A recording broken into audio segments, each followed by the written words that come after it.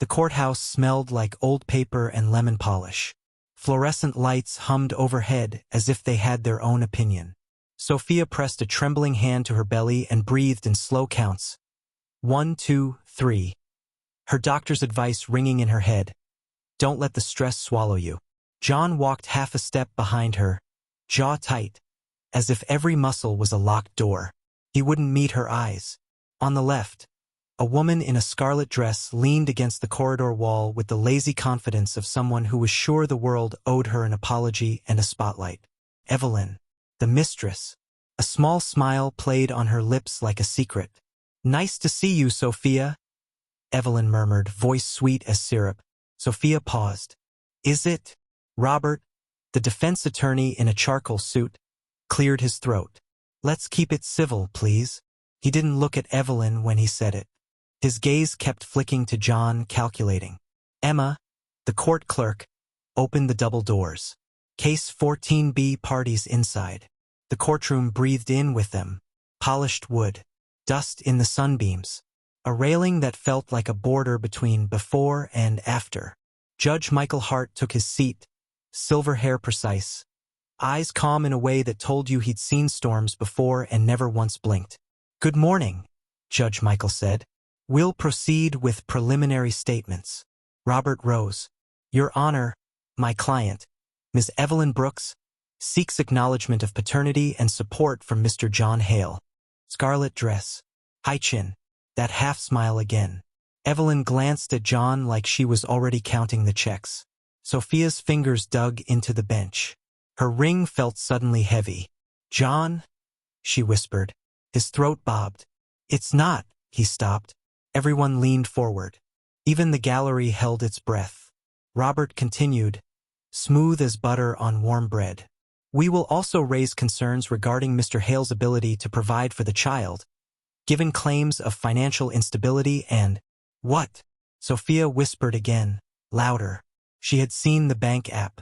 She had seen the unfinished crib at home, the little socks in pale yellow, the grocery list with blueberries circled because the baby books said antioxidants were good. John was still staring at the table, silent. Evelyn's smile widened, just enough to show teeth.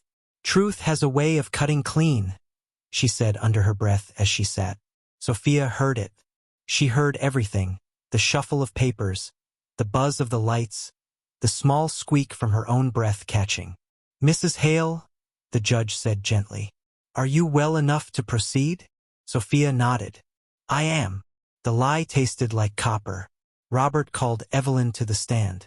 Perfume trailed behind her, something floral and expensive. She took the oath like she was accepting a trophy. I met John last year, she began. He said his marriage was over in everything but name. He promised me a new start. And now, she touched her stomach. A child is coming. Evelyn looked at John again. He flinched. Sophia's vision wavered. Heat crawled up her neck. The ceiling lights blurred into halos. The judge's voice moved farther away, like he was speaking through water. She put a hand on the bench to steady herself and felt the wood tilt under her palm. Mrs. Hale. Emma's voice was close and kind. Do you need water? I'm fine, Sophia said, and wasn't. In the middle of the next sentence, Evelyn was saying something about late-night texts. Sophia's ears filled with a rushing ocean sound. Her breath couldn't find a path. The floor slipped. She saw John stand, saw the scarlet dress flicker, saw Judge Michael rise. Then the room veered sideways. Darkness. A soft shout. The thud of feet. Silence. When the world returned, someone pressed a cool compress to her forehead. Sophia? Can you hear me? It was Emma. The courtroom was a dim tunnel. John's face hovered above, pale, desperate. Don't touch me, Sophia whispered. Not because she meant it, but because the words were a raft in a storm. The judge's gravel voice cut through. Court will recess for 30 minutes. Sophia blinked up at the lights, the halos gone now, replaced by hard edges. She thought of the crib, the yellow socks, the blueberry circle on the list. She thought of John's unreadable face and Evelyn's practiced smile. What happens when the story you believed about your life suddenly changes its narrator? When recess ends, an envelope arrives, sealed, stamped, and heavy with answers. But will the truth heal or shatter everything? The hallway felt cooler, like the building itself had stepped into the shade. Emma guided Sophia to a bench. "Feet up," she said, tucking a folded blazer beneath Sophia's ankles. "Breathe in fours. You and baby first." "Thank you," Sophia whispered, palms hot and shaky. John paced 3 steps away, hands on hips. He looked like a man arguing with a mirror. "Say it," Sophia told him. "Say something that isn't silence." John turned. "I messed up." "That's a sentence," she said flatly. "Now try a paragraph." He ran a hand over his face. "I was lonely. I was stupid. I don't know what I thought. That it wouldn't matter if no one saw. That I could handle the fire and keep my wife too. And the baby?" Sophia's voice was soft, but there was steel under it. He swallowed. "I don't know if it's—" The word mine hung there, ugly and unfinished. A door clicked open. Robert strode past with a man in a gray suit carrying a slim refrigerated case. A chain of custody form peeked from the side pouch. The air in the hallway changed. People stilled. Even the security guard looked up. Evelyn swanned out behind them, smile fixed. "Finally," she said, brushing a non-existent speck from her dress. "Truth, signed and sealed." Judge Michael stepped into the hall. No robe now, just a neat navy suit that made him look startlingly human. "Mrs. Hale," he said, voice low. "You fainted due to stress and heat. There's water. There's also a chair in my chambers if you prefer." "I'm fine here," Sophia said. She wasn't, but she adjusted her breath like a metronome and counted. "In 2, 3, 4, 2, 3, 4. "Very well. We'll reconvene in 10, the judge said, and disappeared again like a wave closing over a rock. John crouched by the bench. "Soph, if I could pull time backward." "You can't," she said. "But you can stand beside me when the paper opens." He nodded. For the first time, he looked like the man who had painted the nursery, who had cried when he felt the first kick.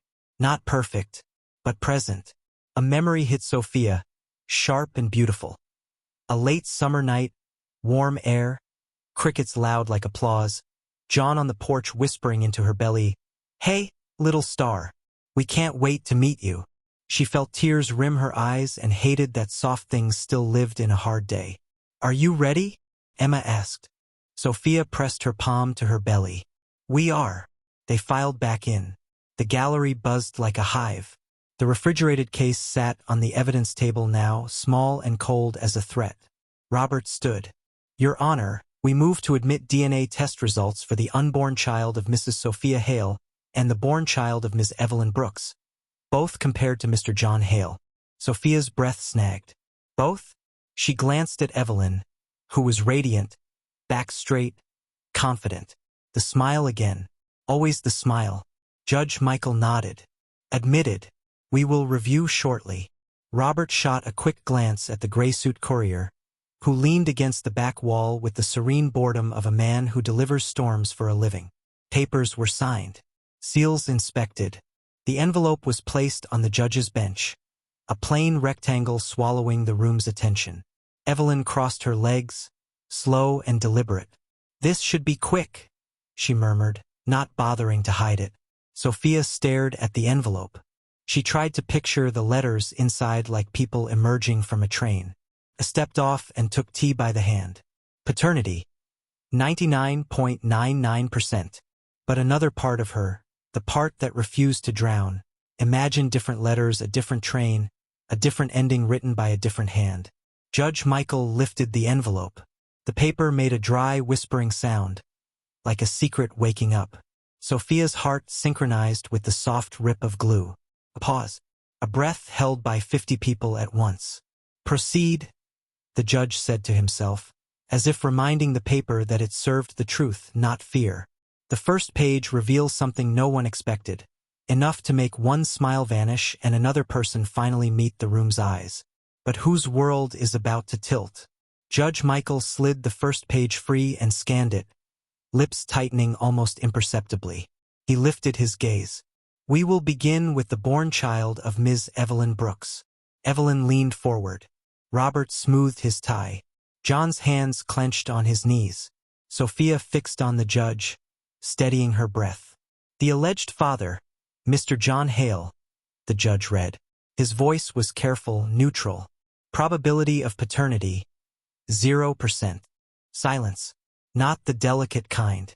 The heavy kind. The kind that sinks a room." Evelyn's smile didn't just fade. It fell off her face like a mask knocked loose. Her mouth opened, then shut.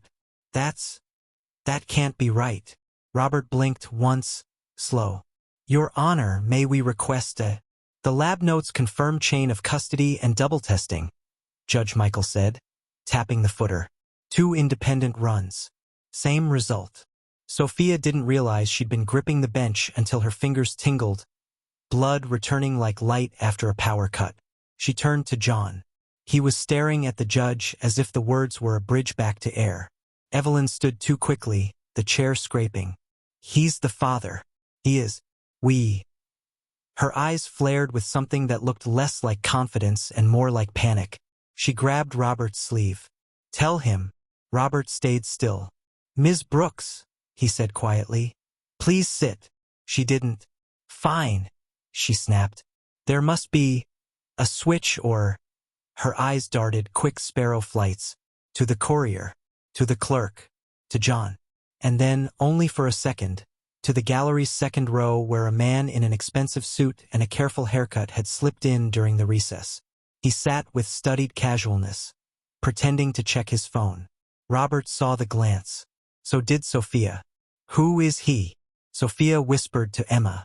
"Robert Langford," Emma whispered back, a thread of surprise in her voice. "John's boss."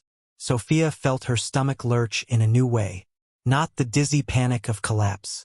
The clean, cutting awareness of a picture snapping into focus. Judge Michael cleared his throat. "We will now proceed to the unborn child of Mrs. Sophia Hale. The alleged father, Mr. John Hale." Every sound retreated. Even the hum of the lights felt reverent. "Probability of paternity," the judge read, 99.99%. The bench pressed against Sophia's spine like a hand. Warm. Solid. Tears climbed her throat before she could stop them. She didn't look at Evelyn. She didn't look at Robert Langford. She looked only at John. He exhaled like a man who'd been underwater too long. "Soph," he whispered. I'm, the words failed. His eyes didn't. A low ripple traveled through the gallery. Surprise, whispers, a soft wow that someone forgot to swallow. The courier shifted his weight. Emma smiled at Sophia, tiny and fierce. Evelyn laughed, a brittle sound. "Those results say nothing about promises," she said, but her voice cracked on promises. She darted another glance at Robert Langford, whose carefully blank expression took effort now. Robert the lawyer recovered first. "Your Honor, given the result on Ms. Brooks's child, we request a brief recess to confer with counsel and client." "Denied," Judge Michael said, eyes steady. He looked at Evelyn. "Ms. Brooks, is there any information you wish to correct for the record?" Evelyn lifted her chin. For a heartbeat, the mask tried to climb back onto her face. "No." Sophia felt a sudden, strange compassion. Surprised her. This woman had broken things. But in the flash between one heartbeat and the next, Sophia saw not a villain but a person balancing on a lie that had just snapped. Judge Michael set the page down. "Very well. We will proceed to testimony." Robert considered, then took a risk. "We call Mr. Robert Langford." A murmur swept the room. The man in the expensive suit slid his phone into his pocket and stood, smoothing the front of his jacket with a thumb that shook. Barely.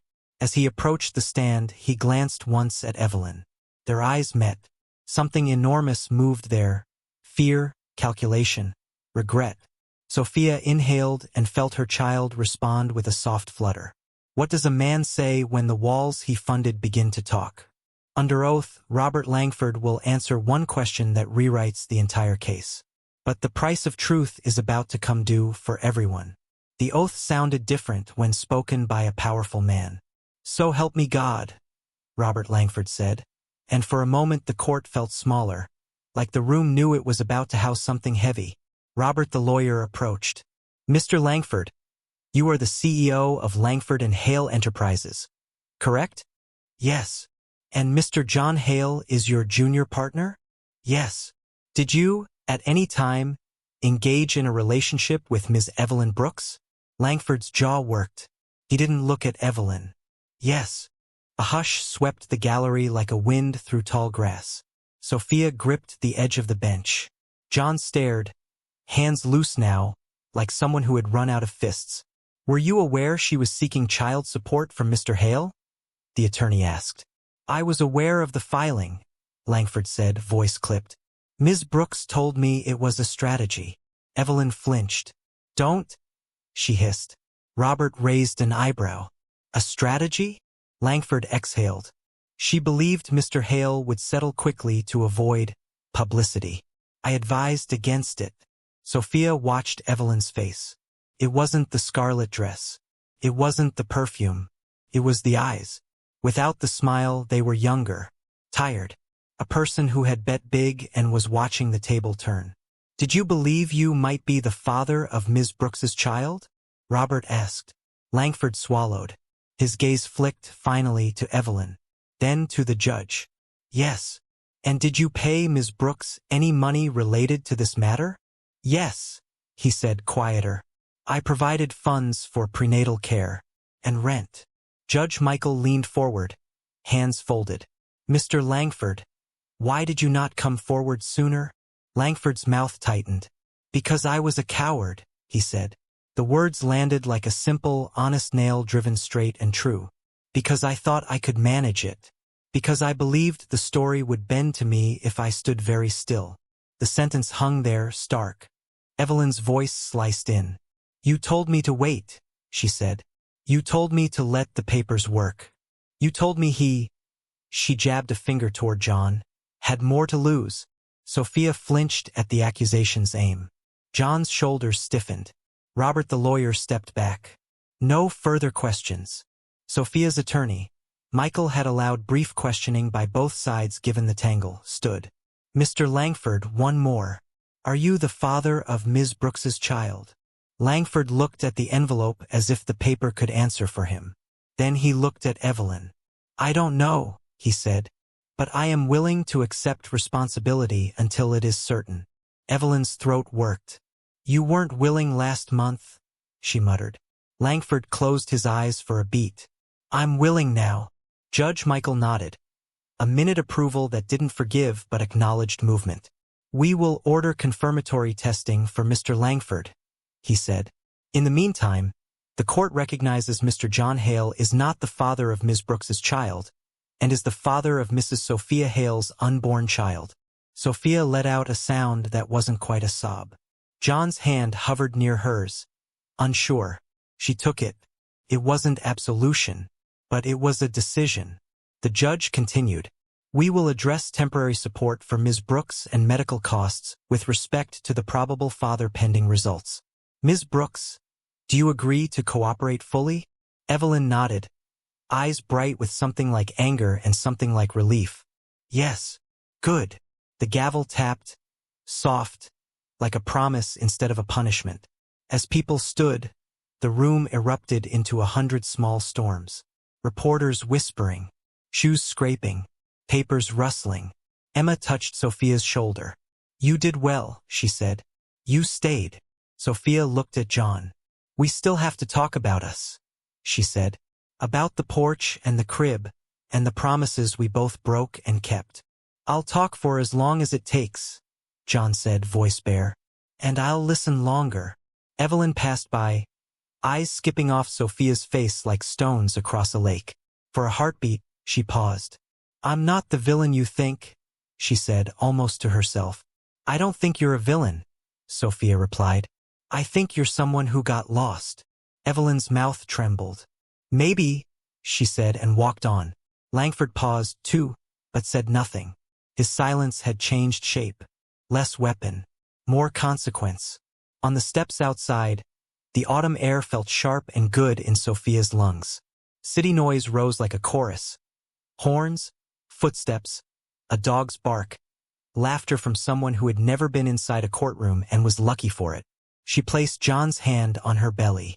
The baby pushed back, a quiet hello. Do we measure love by perfection, or by how we repair what we break? One final hearing remains, for apologies, for terms, for the future. But forgiveness has conditions. What would you ask for if it were your heart on the stand? A week later, the same courtroom felt different. Softer somehow. Maybe it was the morning light. Maybe it was the knowledge that paper had spoken and people had listened, however messily. Judge Michael reviewed the updated filings. We have a stipulation. Confirmatory testing identifies Mr. Robert Langford as the biological father of Ms. Brooks's child. He glanced at Langford, then at Evelyn. No one smiled, but no one flinched. Mr. Langford will provide temporary and then ongoing support, the judge continued. Ms. Brooks will complete a parenting class and provide the court with a co-parenting plan. He paused. Good plans are promises you make to your future self. Evelyn nodded. Her hair was pulled back today. No scarlet dress. A plain blue blouse that made her look like someone who could wait in line at the market without being noticed. I can do that, she said. It sounded like truth. And for the Hales, the judge said, turning pages. Counseling is recommended. Financial concerns are resolved. I will note that both parties have expressed a clear commitment to the welfare of their unborn child. Sophia felt the words drop into place like well-cut stones. Solid. Real. She squeezed John's hand once, then let go, not as rejection, but as a signal. We can stand on our own feet, too. Before we conclude, Judge Michael said, softer, I will say this as a human being, not just as a judge. People imagine courtrooms are for endings. They are also for beginnings. What you build after today, that's on you. He tapped the gavel. The sound was not thunder.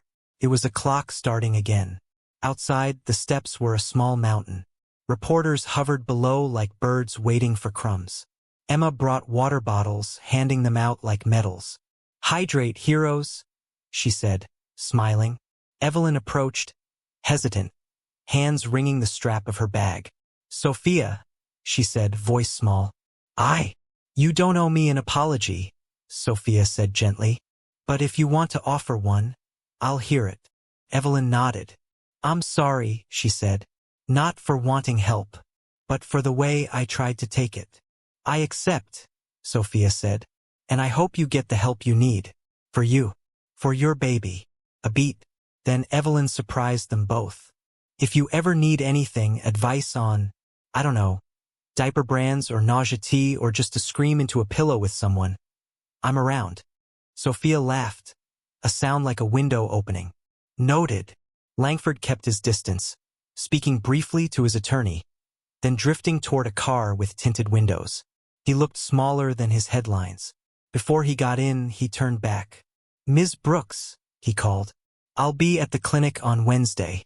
We'll talk about doctors. Evelyn lifted a hand in acknowledgement.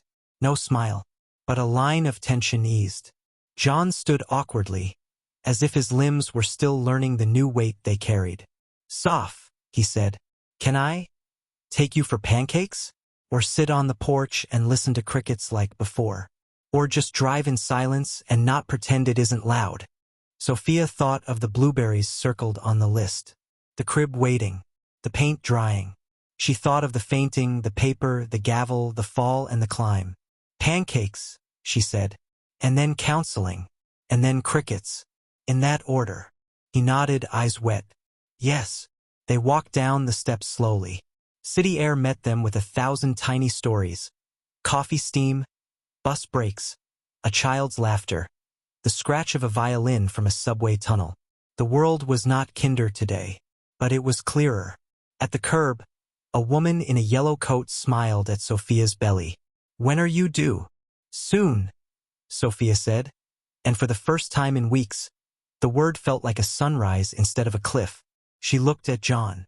We'll make new promises, she said, but this time, we'll write them where both of us can read. He squeezed her hand. Out loud, he said. They crossed the street together, not perfectly in step, but close enough to match by the next light. Silent moment. And somewhere inside, a small foot kicked, as if to say, proceed. In a conflict where truth arrives late and love is dented, what matters more to you? Who caused the hurt, or who is willing to repair it now? How would you set the terms of forgiveness if the gavel were in your hands?